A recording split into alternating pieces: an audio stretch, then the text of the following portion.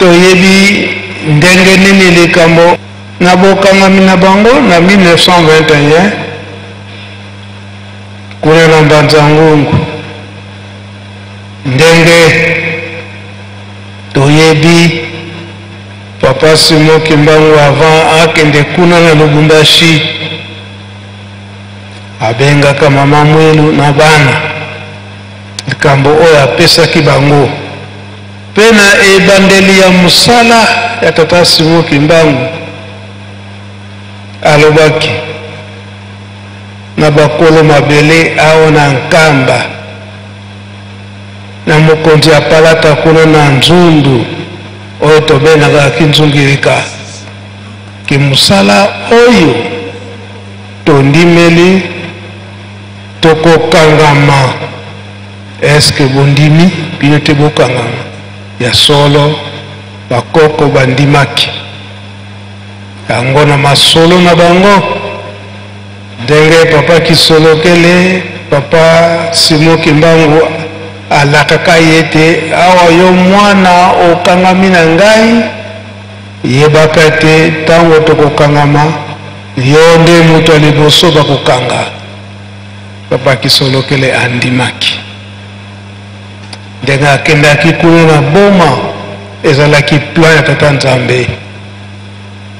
Papa Kisolokele akendaki ye moko te, akendaka na membre ya famille na mama Kinzembo oyo toyebili biso nyonso koko Kinzembo oyo azalaki mama nourricière ya Papa Simon Kimbangu pe na mfumu mvuti bango nyonso relégation na bango bakendaka kuna na boma ezalaka na ntina ye moko Papa Simon Kimbangu ndenge akendaki na Lubumbashi na Elizabethville ye kokoma Lubumbashi Lubumbanzi linga moka na bolingo nde likambo nini ezalaki na boma lokola esclavagisme ezalaki makasi kozwa bato na makasi kotinda bango na mikili ya poto kuna bazokende kosala misala ya makasi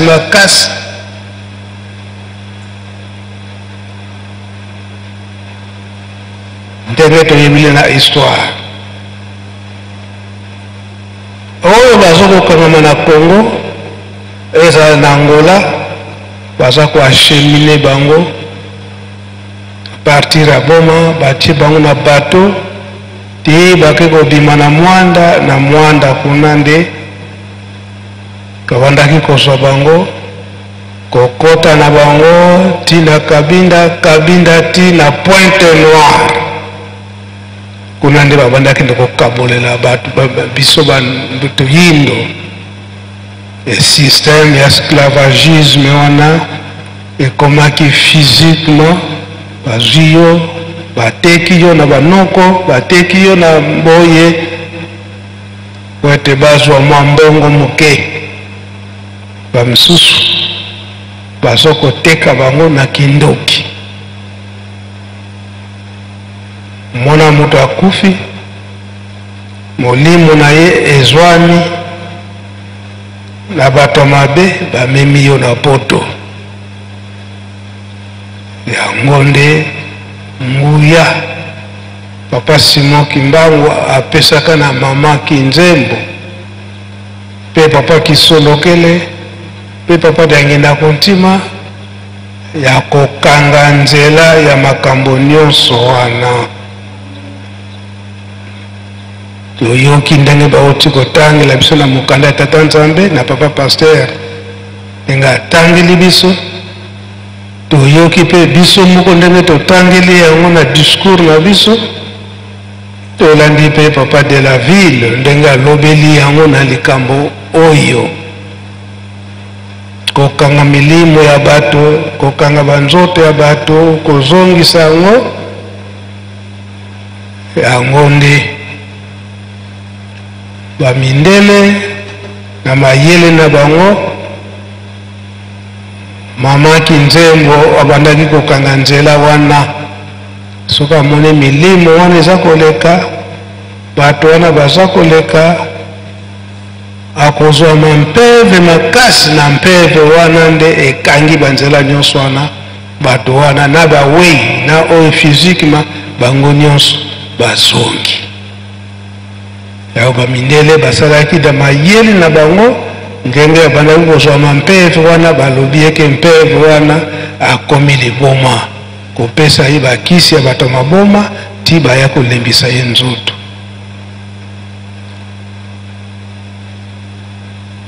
mutu bakokangaka ye kasi nzambe bakokangaka ye te bamonaki ete mama Kinzembo na le 2 juillet 1929 wana baye koboma ye bango bakanisaki ete likambo wana ebungi libela kasi papa Kisolokele na papa Diangenda ndenge bakomaki kuna papa Diangenda akomaki kuna 1933 bakangaki batikaki likambo wana te kowelelele milimo ya biso bato mwengu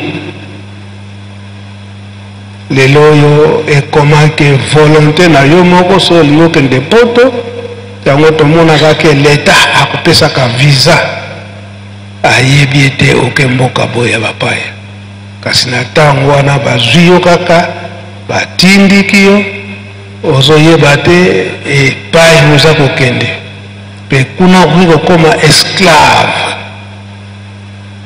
mwaye kutu osala mosala ya yo moko bapesa yo likuta eza te kosalisa bango misala ya makasi makasi nde bapapa ndenge basilisaka kelasi na bango banda papa Kisolokele na papa Diangenda ndenge batiaka bango na administration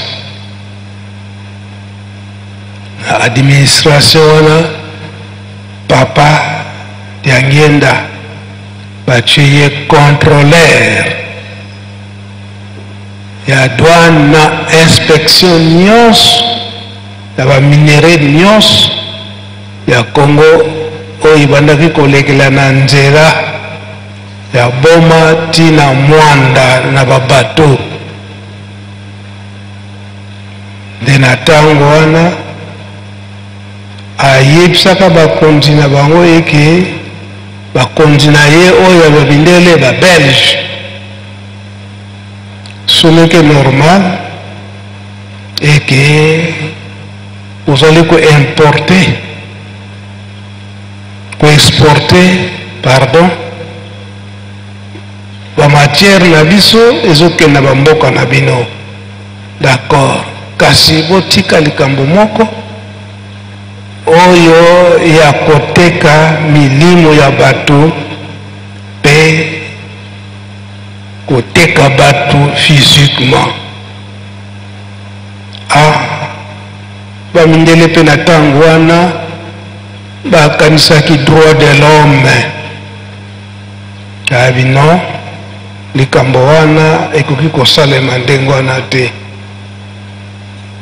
mais papa Diangenda abandaki komona toujours likambo yango eza kosalema aza kopesa rapport na bakonzi na ye bakonzi donc babelge ntango bakokutana bango na bango non il est en train de tromper on avait déjà cessé avec ce système bon bayebisi papa Diangenda ete likambo wana totikala nango lisusu te mais lokila biso épreuve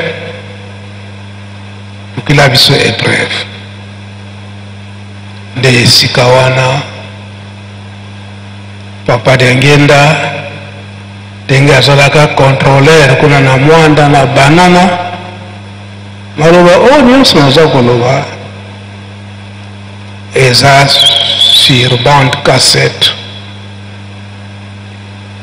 nde na mokolo wana tata moko atekaka neveu na ye kuna na Mayombe po systeme ezalaka ete koteka babitabe eza nanu mobesu eke na port bacharge yango na bato na bakale nde eke poto na ntango wana tata moko kuna na Mayombe ateki neve na ye bake kosomba bitabe na elanga na ye ateki mpe neve na ye soit disant eke bacharge bitabe na mutuka po te koma na port tokoma na port kuna bayebisi ke yo kota kaka na kati bayokani na oyo banaye kosomba bato bakosi ye ke yo oke na mikili ya poto po osalelaka biso mbongo kuna po otindelaka biso ye mpe andimi mwana wana andimi po nokosi alobi bacharge ntango baza kocharge bato na kale ye jeune homme wana batie entre na katikati ya bitabe wana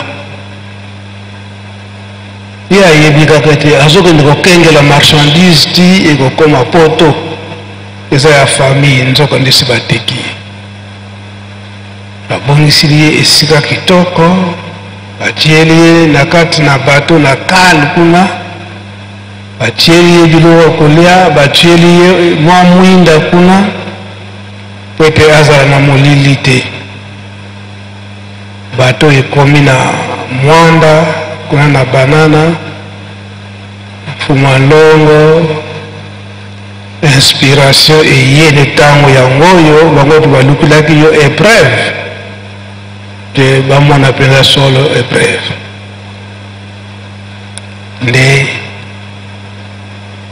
ayebisi bango eke fona contrôler bato nyonso parce que c'est mon devoir basali balobi kobimisa baibele bitabe nyonso eza pasi no okopesa retard na bato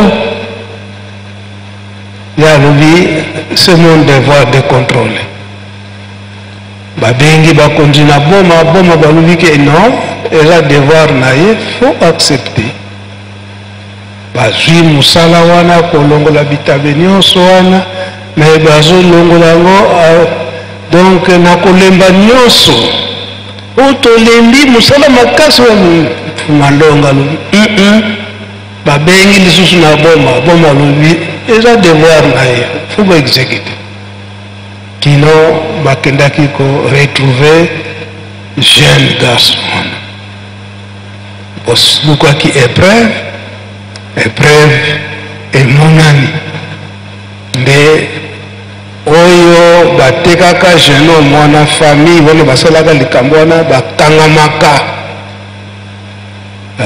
bango epesaka bango kanda yango balukaki manière nyonso po ete papa Diangenda mpe akangama lokola azalaki contrôleur parceke bainspecteur baye baverifie mbongo nyonso barecette basalaki ekozanga soki 1 franc wana 1 franc wana bamunia balobi eke asali manka fo akangama aye na papa kulutu kuna na tiela mbuta talikamo papa kulutu alobi ke je vais compliquer ces gens je vais les compliquer gouverneur kuna na boma na ntango wana lokola capitale ezalaka na boma kuna balobi ete bon avec 1 franc ce n'est pas grave bolimisa ye bato wana batomboki lisusu biso tokanisaki tozwilaki wana nde basali oyo bazalaki na papa Mfumalono papa Diangenda ndenge bakendaki koluka nganga nganga kisi kwete ba salama bena papa liangenda akufa par accident nde l'État abongisaka ete pont wana ya Ndundi esika baza kobenga kunga bananga nanga elaxi esclave kunga donc mutu soki passe eleki mingi ayebi te papa elebe opusana mpo makambo nyonso oyo toza koloba eza survive mutu soki pasi eleki mingi aotie donc pasi eleki mingi esika wana ti lelo babengi yango kunga bananga donc baesclave ntango bakokoma esika wana pasi eleki mingi donc mposala tikala wana me baza koforce direction Pointe Noire okomi kuna distribution ya bapays nyonso oyo bazalaki na poso ya moto mwinda kokende ko maltraite bango mais papa Diangenda amonaki yango ça tombe bien nakende kopanza wenze wana nakende kopanza esika wana bango bakanisaki peut-être bapiége ye po akende kokufela wana mais esika nde akendaki kofongolela milimo nyonso wana ya bato mwindo oyo babandaki kokunga wana oyo bazalaki na mpasi bamusicien oyo botamboli na papa Mfumu Alongo yebi ndenge nini esika wana akomi ekeyaki kokuta milimo ya bato eza ya kokangama akobetisa miziki makasi ti milimo wana ekofongwama nde akolongwa wana na faki biso bamusicien toyebi likambo wana ndenge esalamaka esika wana bango bakanisaki ete mpo bapiége papa Diangenda nzoka nde papa Diangenda akende kofungola nde milimo ya bato oyo ezalaki ya kokangama wana mpe banda ntango wana wenze wana epanzanaka ezali nde mokonzi na biso ya basurveillant oyo ya lelo papa Panzu mpaka ye nde mutaki kobongisa place wana atie bandaku atie mpe lingomba esika wana oyo bakendeke mwanda na ndenge ezaliki na lingomba bakozangaka te kokoma esika wana ekoma esika ya mabondeli mpona kokatisa na date oyo papa Diangenda abundaki kokende kolongola milimo ya biso bato mwendo oyo ezalaki ya kokangama wana oyo ebandaki kolela na ntina mpasi lelo ekomi mokolo ya mabondeli journée ya réflexion na biso bajeune na biso bajeune eke bapapa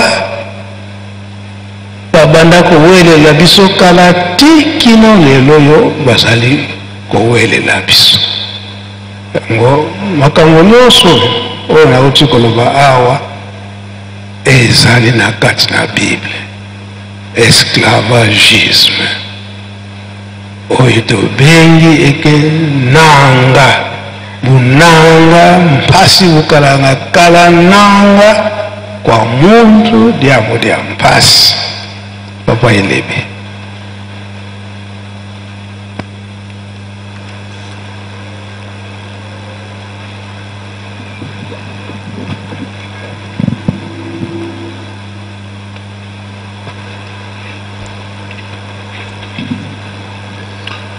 na kombo na Nzambe Tata Mwana Tata Molimo Centre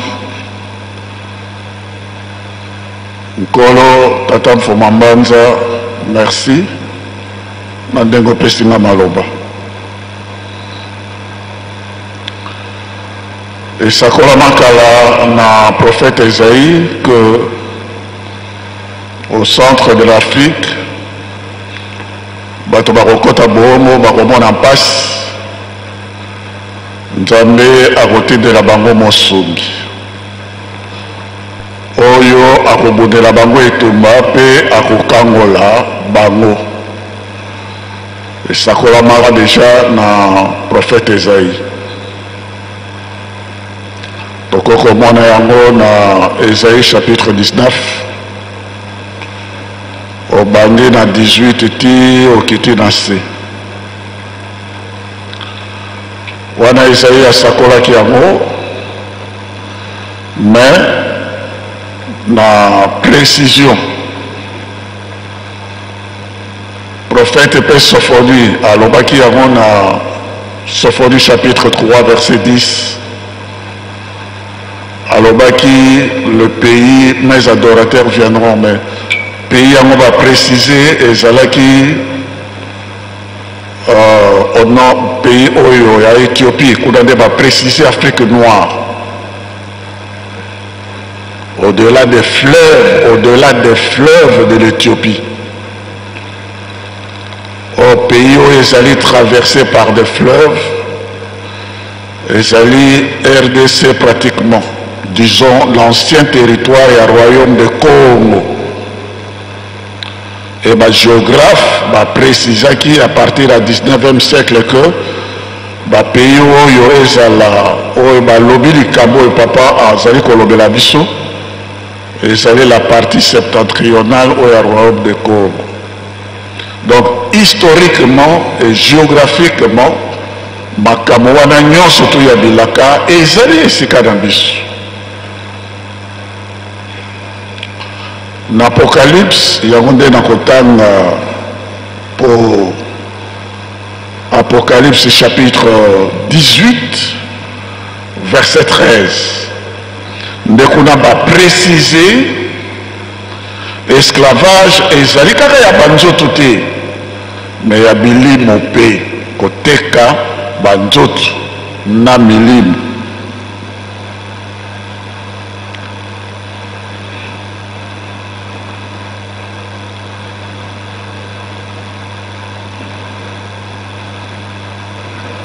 Soko na bani na verset 11 Balobi, et les marchands de la terre, les marchands, Basombi, et les marchands de la terre pleurent et sont dans le deuil à cause d'elle. Donc, Mboka Monene Oyo, ils allaient à la base, il y a commerce wana. Bible Bazali Kobenga Bango, chiffre 666. Ils allaient au nord, dans Mboka Bamindele. Et yangela kande et konzakande commerce wana.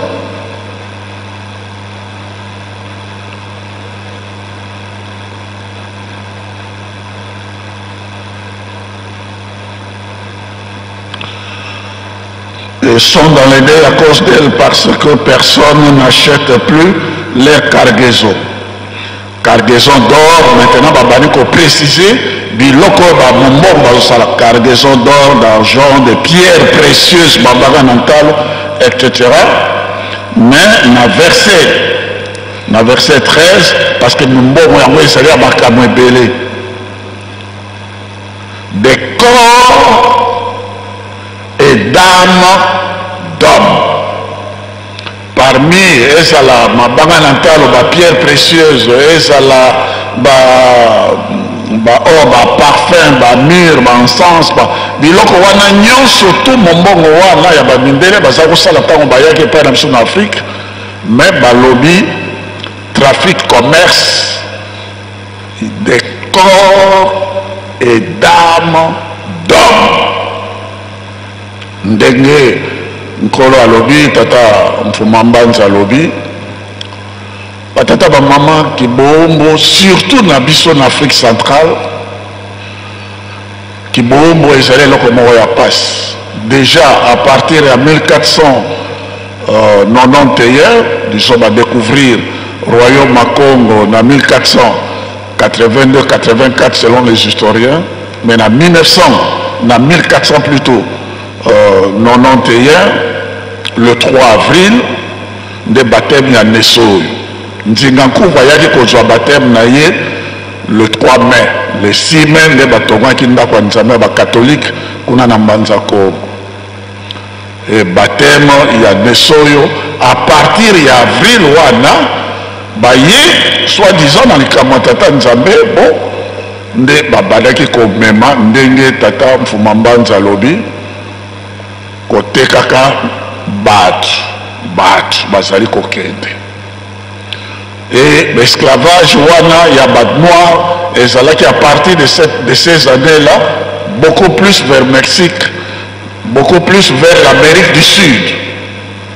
C'est seulement vers 1619 nde ekotaki vers l'Amérique du Nord,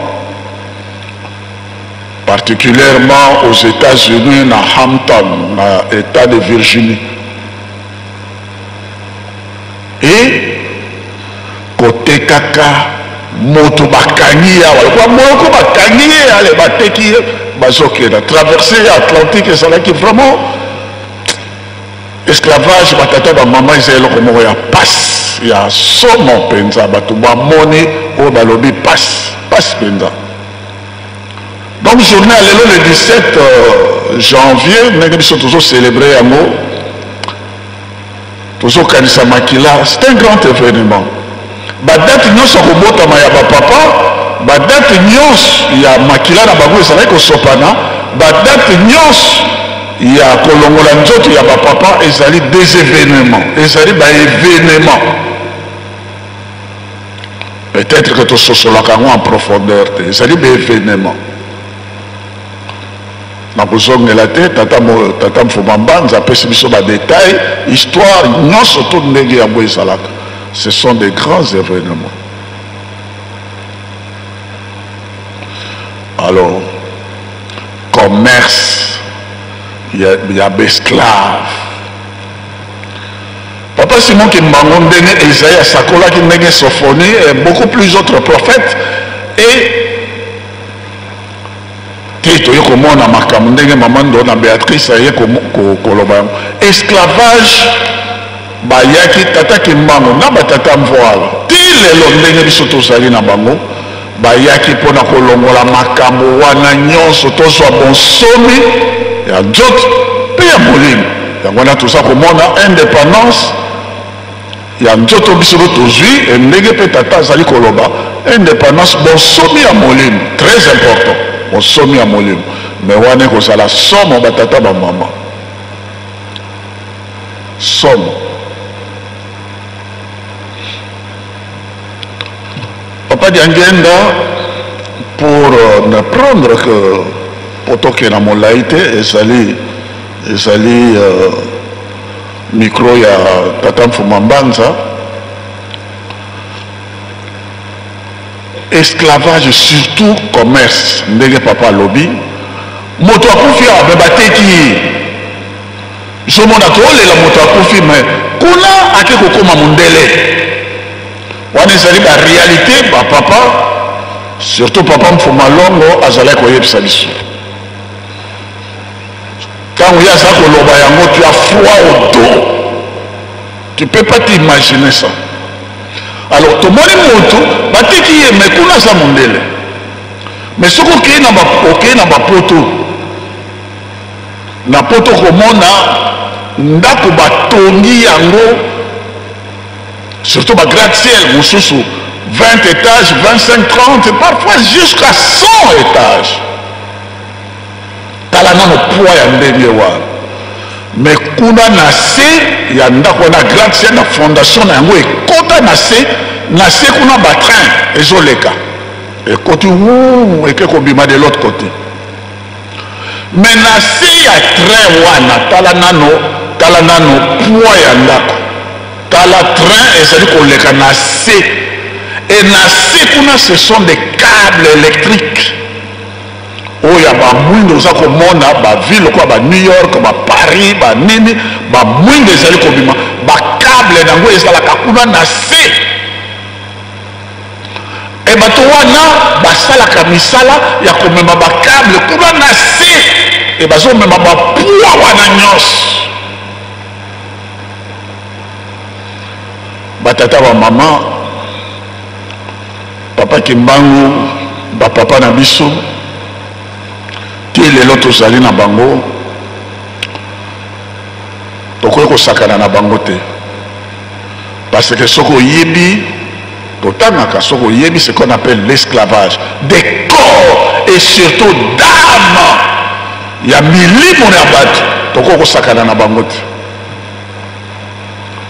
pona kosilisa makambo oyo nyonso ndenge papa ti yango na libondeli ne ya le 6 avril banga moko ekozala lisusu likolo na libanga mosusu te nyonso se kolongolama. Alors Batouana le 17 février le 17 janvier ne lelo etumba ya papa pona nini commerce wana esalama lisusu te bakoki koteka lisusu bato na nzoto surtout na milimo bakoteka lisusu milimo na bato te bamosusu bazoteka bango batie na kati ya lunette kamati lunette olati mosusu na kati ya bik aza kokoma makambo ye aza kokoma ezali moto oyo parce que akomi molimo akomi na dimension mosusu azokomela ye akomi moumbu na ye na kati ya bik na kati ya mouchoir na kati ya bamontre bato bakoma ebe bamosusu na kati likolo na banzete baneni tout ça koma pasi e bapapa bakenda kopekisa 70 ans oyo nkoko kinzembo atikalaki kuna ezalaki justement mpo ete makambo wana esalema lisusu te kibomo tozongela yango lisusu te na okende kuna te eza badetail mosusu nde papa ale bato wana bakamati kanda mpo na nini biso toza koteka milimo ezali c'est mon neveu azali boye tozoteka bango mpo biso tovwama topekisa mpo na nini omoni kanda na bato mpo ete bapapa akufa lelo mosika emakila wana ezalaki barrage monene mpona moto nzela wana ekangama mais malgré ça moto mwindo kaka moto mwindo emondele aza koluka kaka ndenge nini akoki kocontourne mpona kosalaka batrafike wana nyonso yango wana batata bamama toza kosukisaka mpona korapele ke papa Nyangenda afingami mingi me bato baza koyeba te ntina nini baza kofinga ye ntina nini baza kobonisa bapapa à cause ya bamakambo ndenge na bonzoto bokomona ke esclavage esili mais en réalité natangeli bino na bible corps et d'âme humaine milimo na bato mais yo oza kopekisa yango wana akufa lelo lobi mosika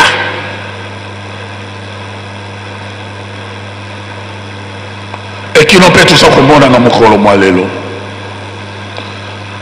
tata Simon Kimbangu Kiangani parce que bato bayebi ke basekret wana nyonso ke mbangu sadi mokundoli na makambo ebomba bana molimo bapapa batikela ye bafungola basekret wana nyonso tu ya kobimisa yango ekozalaki nkenga mpadila sauf qui peut parce que bato wana papa kuno totango ye akendaki azongaki na première cargaison ya bato wana mpo bazonga balobi le marchand pleure parce que cargaison azonga na bato wana cargaison oyo mosusu etikalaki bango bamoni papa mfuma mbanza akotika nzoto na ye awa na kiemba e bato wana nga natiki mosala esili te yango wana bayokanaki na papa Nyangenda kena kosilisa mosala wana nyonso mpo moto akoki lisusu kozala moombo na moto te biso tokoki kotika likambo oyo te toyaki mpona kosilisa dossier wana yango wana papa Nyangenda akenaki kosilisa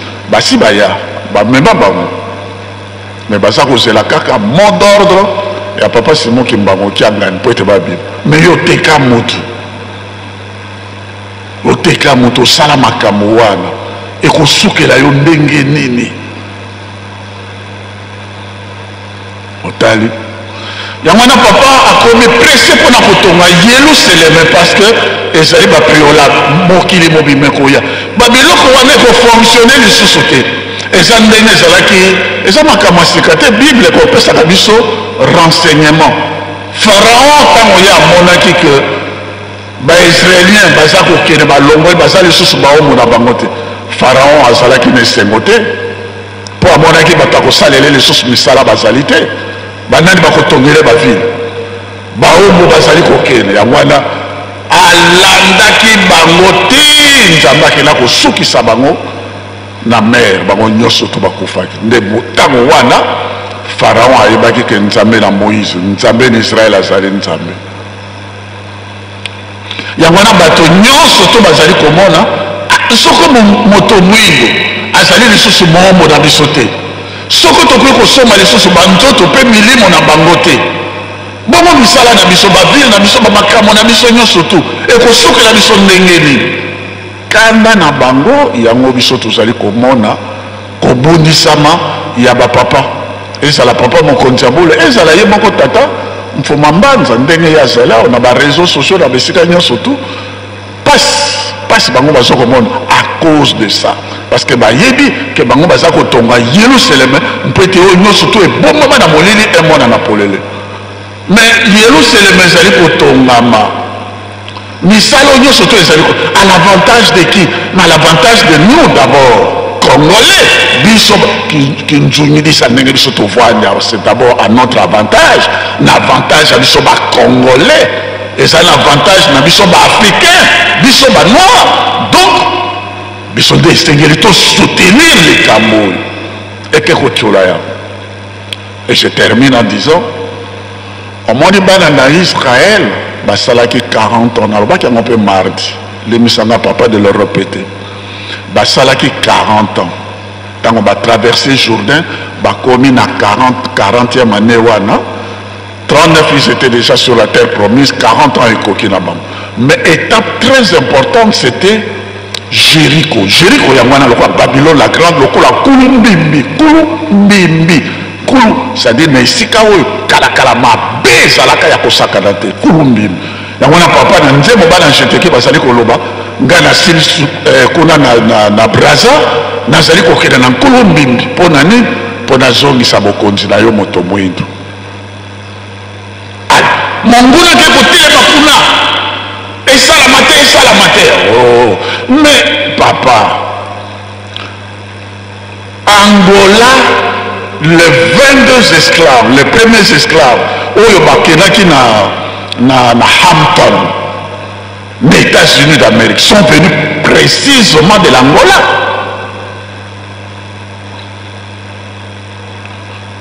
Congo Yabiso, mais précisément de l'Angola. Ce sont nos frères Congo. Mais maintenant, Nzambe alingi azongisa eloko yo bongisa ki to ebantina na papa kisoloke. Azongisa la yo kimia osepela. Mais yo ke konganza makuna obite esala matema. Enfin dit. C'est pas normal. C'est pas normal. Et je disais dans Israël, 40 ans, maintenant, et Senelaki, Jéricho et pour Jéricho, il y a permettait qu'il y ait la conquête de Canaan pour la terre promise. Mon père Nzambe appelé ça qui n'a pas en Israël à travers Josué, c'était le silence. Est-ce que vous pouvez vous imaginer que plus de 3 millions y a battu, total à 600 000, plus de 3 millions y a battu. 600 000 c'était des soldats. Mais ébélé 3 millions de vieillards, maman, tout ça, les gens qui n'avaient pas d'armes, plus de 3 millions. Est-ce que vous pouvez vous imaginer que plus de 3 millions y a battu? Bazali ça la tour y a Jéricho. Silence pendant 6 jours, mon tapoko bimisata, mon côté, sacrifice à Nengenenoir.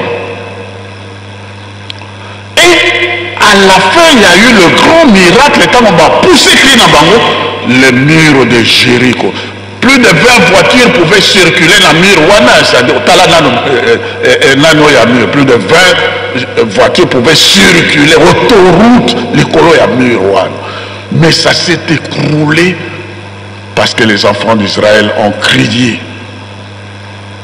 Après 6 jours de sacrifice, il y a silence.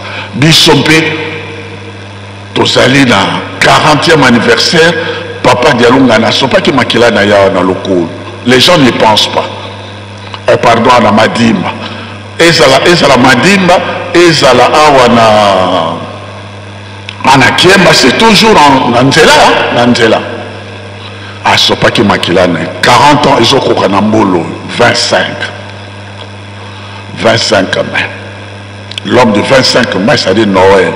Oya Kimia, Oya Memeliso Kimia. Noël, c'est la paix.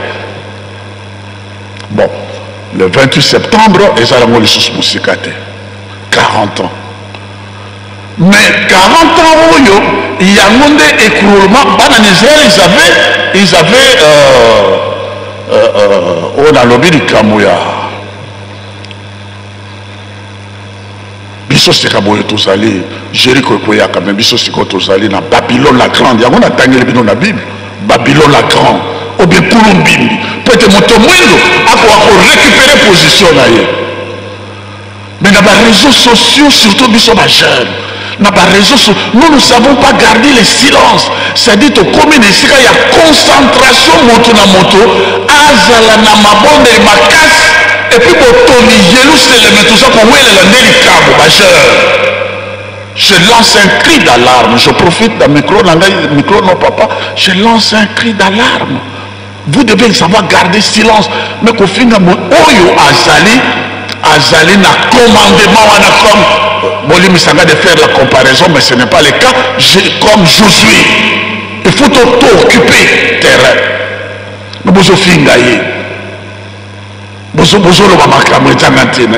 Est-ce que c'est vraiment normal? Est-ce que c'est vraiment normal? Mais bazo sala ndenge wana lokola ndenge biso to salaki na bayo baseka ki Boli Misanga masakuba. Bazo tinda kabango mpo asirika likamango salama te. Ndenge pe pota ya kala pota ya sika nde elamusaka ndenge pe lelo soko moni moto na réseaux sociaux na azofinga azotuka azoloba makambo majanga ntina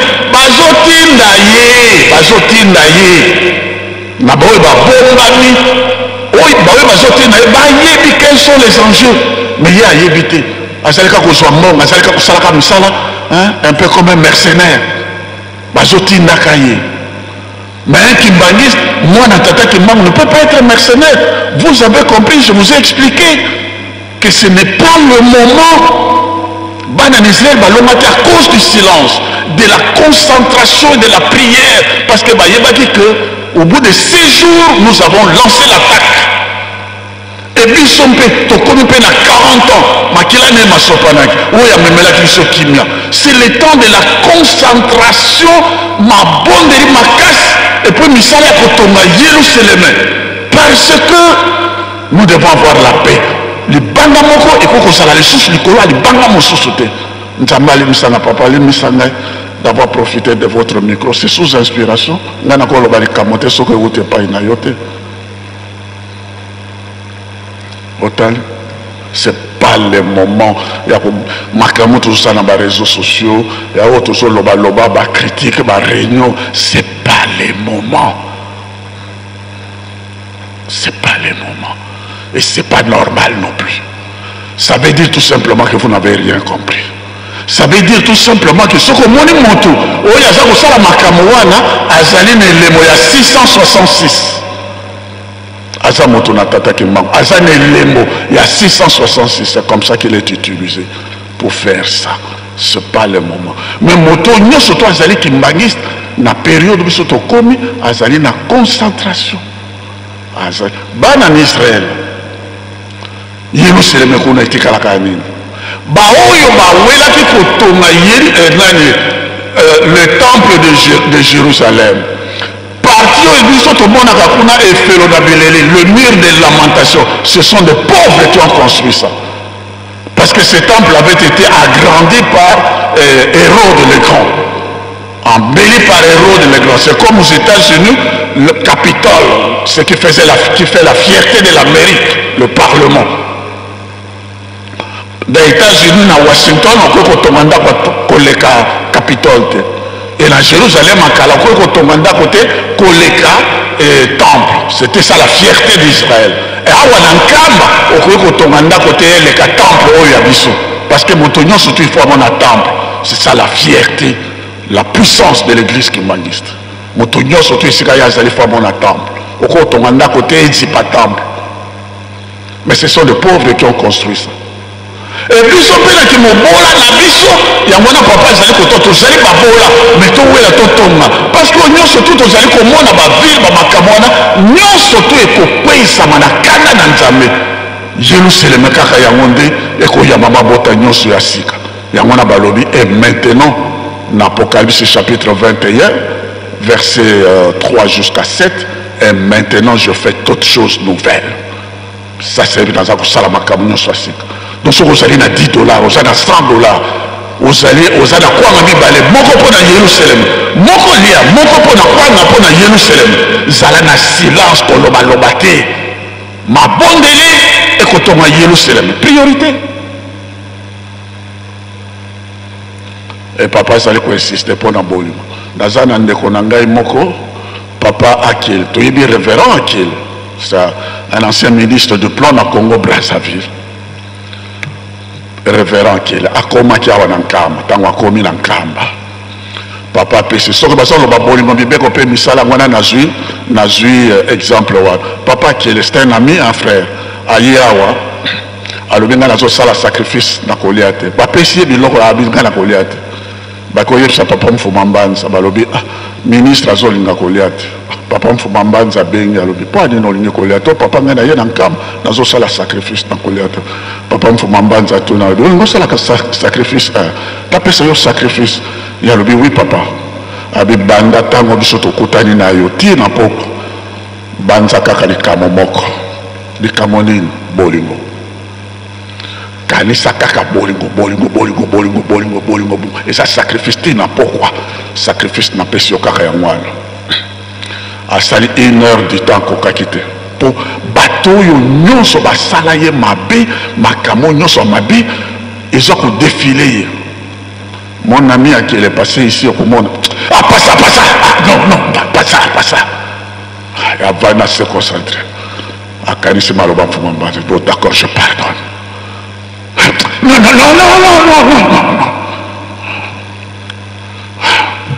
Je pardonne.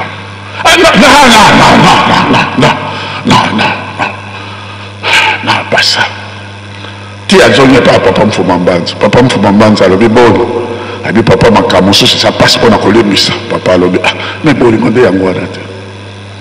Donc, biso na biso batata ba maman silence comme na 40e anniversaire limbisa zala na silence na mabodeli na bolingo bisala limbisa na problème na ndeko noté et fin de faire papa mfumambanza lobi kena kolia na yo problème réalité kena kolia bolingo papa za ko senga na biso tozolo baka bolingo mipeko pe misala là où il est qu'il me pardonne d'avoir pris cet exemple parce que c'est un ami et frère. Bolingo yango ezala sincère ezala slogan te mibeko ezala sincère ezala slogan te et misala surtout ba jeunes nous devons nous engager à fond yango ndeko sepelisa papa diangenda na mokolo malelo le 17 janvier pourquoi tous allez peine à ibaneli ambula prenons un nouveau départ. Papa, je vous remercie pour la parole que vous m'avez accordée. Papa, je termine na komba tata mwana moyo mosantu. Merci papa pasteur nego kotibiso na Bible ke musika ya solo na tina ya mokolo oyo ya le 17 janvier maimale kaka na 1947 na nzoto ya papa Diangenda.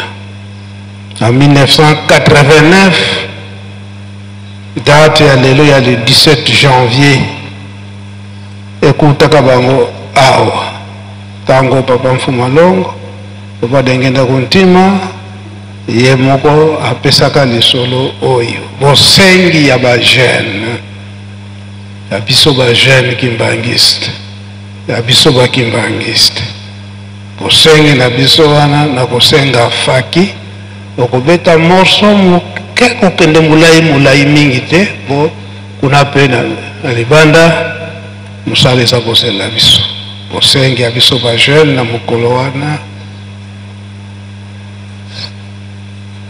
ba papa bazenga nkanu wa bandombe pasipo bandombe bakatuka mvimba muna kiwai voto akatuka mvimba muna esclavagisme bajene pasipo batoma bajene ango banani biso faki namukuse poto wala pe libanda musala bapapa balataka elamba wana biso nyonso toyebaki tobengaka ngo eke bango nyonso misato balataka elamba tobengaka elamba wana zengao faki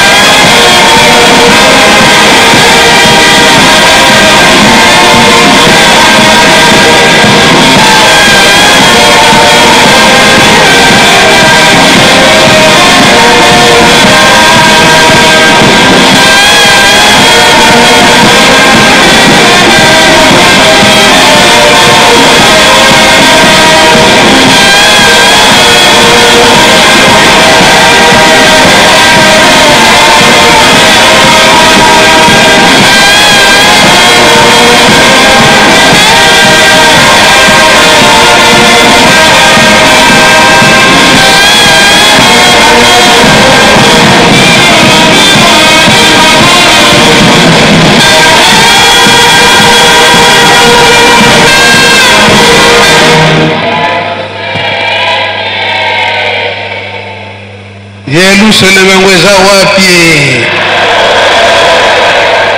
Banani bakotonga ngwe? Biso nyonso ba jeune, papa balobi yango na nzembo. Kasi lelo oyo esito latisi lisusu bubu to elamba oyo ya zengao epa ya papa Simon Kimbangu Kyangani to latisaki ye yango eza boye te.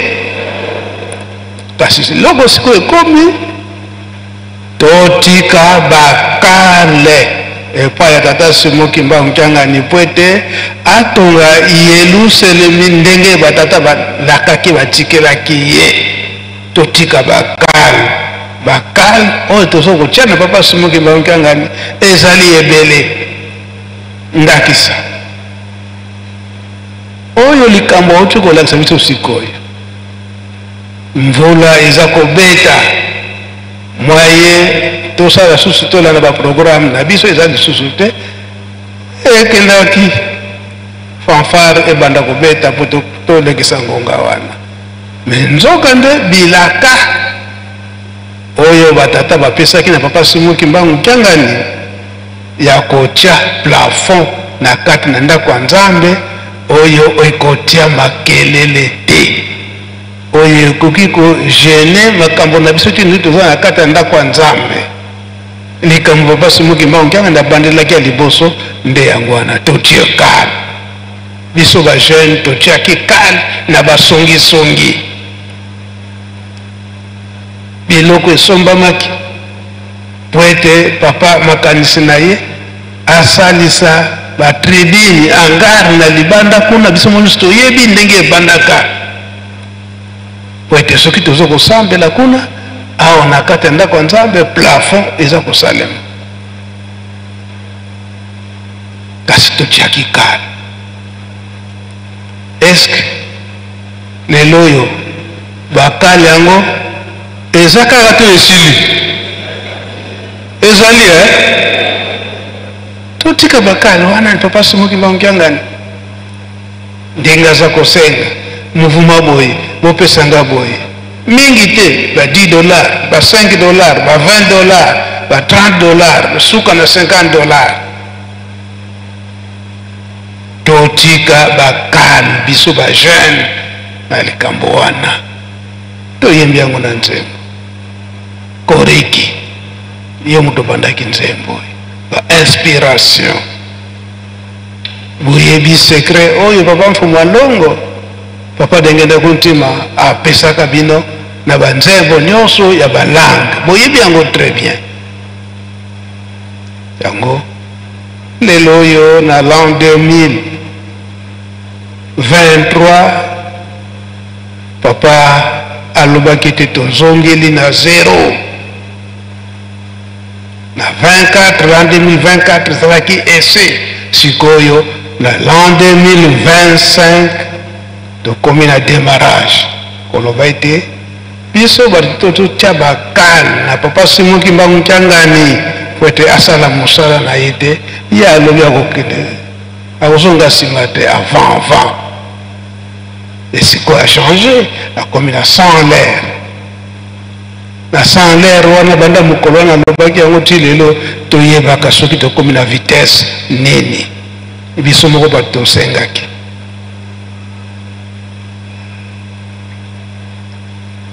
Balongola biso bato mwendo na mpasi bafongola biso ba jeune bafongola biso tosala misala totika bakale koyima nyonso wana batangeli biso na kati na Bible papa ile batangeli biso yango mate toza kopesa butu moi batata balobi ete po ete bobonga botonga kaka Yerusalemi yango papa Simon Kimbangu Kyangani azali kotonga tososo na biso ba jeune